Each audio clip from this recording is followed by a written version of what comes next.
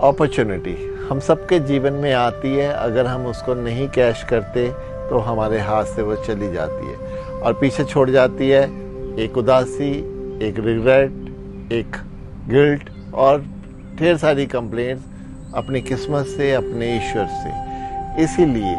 जीवन में हमें हमेशा ही सजग रहना है कि जो अपॉर्चुनिटी जीवन में आती है हमें उसको छोड़ना नहीं है।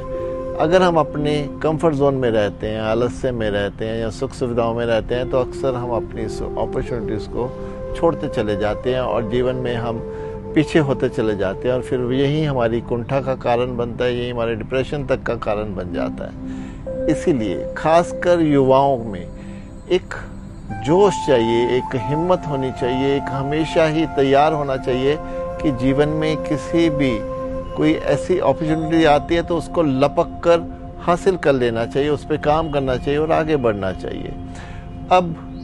हम अध्यात्म में भी देखें, अगर ये जीवन हम सोचें कि ये जीवन हमें मिला है एक लंबे इंतज़ार के बाद और इस शरीर ने हमसे एक दिन छूट जाना है, तो हमारे लिए ये अपॉर्चुनिटी है कि हम जो भी संसार में करने आए हैं हम उसका कारण ढूंढें, क्यों आए हैं, हम कौन हैं, हमने कहाँ जाना है। ये सब हमारे जो प्रश्न हैं ये हमें इस शरीर के रहते ही हम इस पर काम कर सकते हैं, अपने ईश्वर के साथ एक हो सकते हैं। इसीलिए मैं ये मानता हूँ कि ये सबसे बड़ी अपॉर्चुनिटी अध्यात्म में ये है कि हम इस शरीर के रहते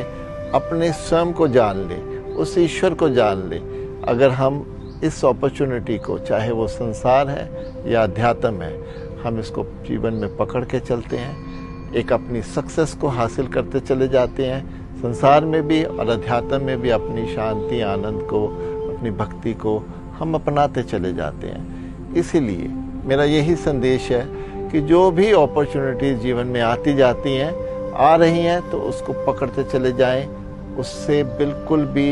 एक लिथार्जी अपनी उसमें नहीं हमारी आनी चाहिए। और फिर जब हम इसको पकड़ते चले जाते हैं तो वही हमारे जीवन को भीतर से खिलाती चली जाती है, हमें एक बहुत ही खूबसूरत इंसान बनाती चली जाती है।